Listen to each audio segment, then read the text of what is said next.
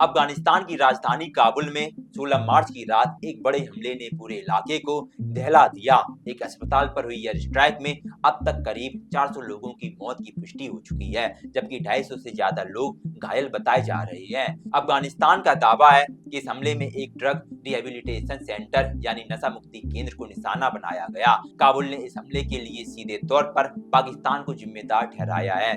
आज की खास रिपोर्ट में सबसे पहले इसी पर चर्चा करेंगे, उसके बाद बात करेंगे ट्रंप की। हम सबकी जिंदगी में एक डोनाल्ड ट्रंप होता है, कोई ऐसा जो चाहता है कि तुम उसकी गंदगी साफ करो, लेकिन इस बार जो गंदगी है वो है एक वैश्विक ऊर्जा संकट। ज्यादातर लोगों को अंदाजा था कि अगर युद्ध हुआ तो ईरान हॉर्मुज जलमरुमत स्टेट ऑफ हॉर्मुज को बंद कर देगा। ये हमेशा उसका सबसे बड़ा यानी ट्रम्प कार्ड रहा है, लेकिन रिपोर्ट्स कहती हैं कि अमेरिकी सरकार ने इसके लिए तैयारी ही नहीं की थी। उन्हें लगा कि ऐसा कुछ होगा ही नहीं, ईरान इतना बड़ा कदम कभी उठाएगा ही नहीं। तो अब सवाल ये है कि राष्ट्रपति ट्रंप की नई योजना क्या है, इस पर विस्तार से चर्चा करेंगे। लेकिन सबसे पहले मेरा अभिवादन स्वीकार कीजिए। हमारा नाम है प्रेम चतुर्वेदी और इस समय आप भारत की बात देखना शुरू कर चुके हैं। बढ़ते हैं अपनी पहली खबर की तरफ।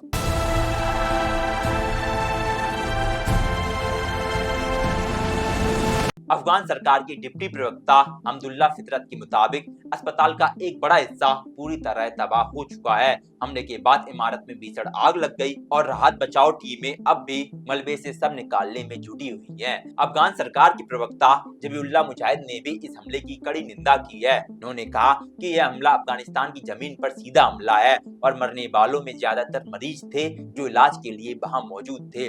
स्थानीय टीवी चैनलों के वीडियो में मलबे में आग और फायर ब्रिगेड की कोशिशें साफ साफ देखी जा सकती हैं। लेकिन दूसरी तरफ पाकिस्तान ने इन सभी आरोपों को पूरी तरीके से खारिज कर दिया। पाकिस्तान के प्रधानमंत्री शहबाज शरीफ के प्रवक्ता ने कहा कि काबुल में किसी अस्पताल को निशाना बनाया ही नहीं गया। पाकिस्तान के सूचना मंत्रालय के मुताबिक यह हमला पूरी तरह सटीक था, जिसमें सिर्फ आतंकी ठिकानों, हथियारों के भंडार और तकनीकी उपकरणों को निशाना बनाया गया। पाकिस्तान का दावा है कि ये ठिकाने अफगान तालिबान और पाकिस्तान विरोधी आतंकियों से जुड़े हुए थे। साथ ही पाकिस्तान ने यह भी कहा कि ऑपरेशन इस तरह से किया गया ताकि आम नागरिकों को कोई नुकसान ना पहुंचे। इस बीच घटना पर अफगानिस्तान के क्रिकेटर की भी प्रतिक्रिया सामने आई। राशिद खान ने कहा कि नागरिकों, घरों, स्कूलों और अस्पतालों को निशाना बनाना युद्ध अपराध है। इसकी निष्पक्ष जांच होनी चाहिए और दोषियों को सजा मिलनी चाहिए। आपको बता दें कि यह हमला ऐसे समय में हुआ जब अफगानिस्तान और पाकिस्तान के बीच तनाव पहले से ही चरम पर था। 16 मार्च को ही सीमा पर दोनों तरफ से गोलाबारी हुई थी, जिससे अफगानिस्तान में 4 लोगों की मौत हुई। फिलहाल इस हमले ने पूरे क्षेत्र में तनाव को और बढ़ा दिया। अब सबसे बड़ा सवाल यही है कि क्या यह संघर्ष और बड़ा रूप लेगा। चलते हैं अपनी अगली खबर की तरफ। हम सबकी जिंदगी में एक डोनाल्ड ट्रंप होता है, कोई ऐसा जो चाहता है कि तुम उसकी जिंदगी की गंदगी साफ करो, लेकिन इस बार जो गंदगी है वो है एक वैश्विक ऊर्जा संकट। ज्यादातर लोगों को पहले से अंदाजा था कि अगर युद्ध हुआ तो ईरान हॉर्मुज जलमरुमत स्टेट ऑफ हॉर्मुज को बंद कर देगा।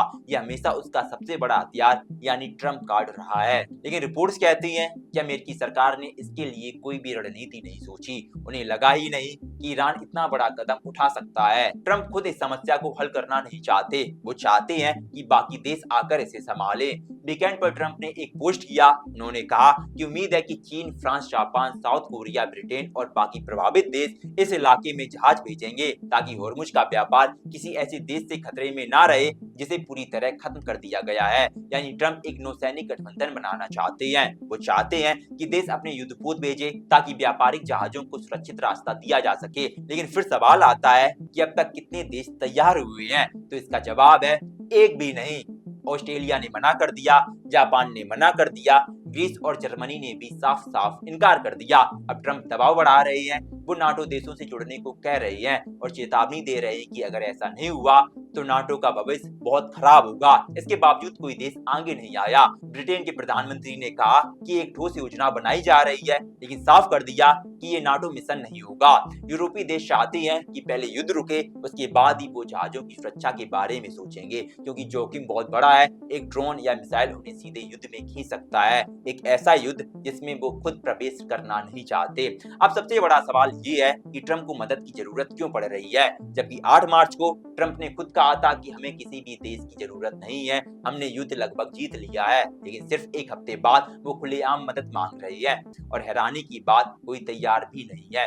इससे पहले ट्रंप ने एक और सुझाव दिया था। उन्होंने व्यापारिक जहाजों से कहा कि हिम्मत दिखाओ और खुद ही इस खतरनाक रास्ते से गुजर जाओ, यानी बिना किसी सुरक्षा के मिसाइलों और ड्रोन के बीच से गुजरना एक तरह आत्मघाती मिशन साबित हो सकता है। ध्यान देने वाली बात यहाँ पर यह है कि अमेरिकी नौसेना खुद हॉर्मुज से नहीं गई है, उनके युद्धपोत खाड़ी के बाहर तैनात है। वहां पर इतनी खतरनाक स्थिति है, लेकिन ट्रंप व्यापारिक जहाजों से ये जोखिम उठाने को कह रही है। अब बात सिर्फ युद्ध तक सीमित नहीं है, ट्रंप अमेरिकी मीडिया पर भी हमला कर रही है। उनका कहना है कि मीडिया युद्ध को सही तरीके से पेश नहीं कर रही। उन्होंने कई मीडिया संस्थानों पर फेक न्यूज फैलाने का आरोप लगाया।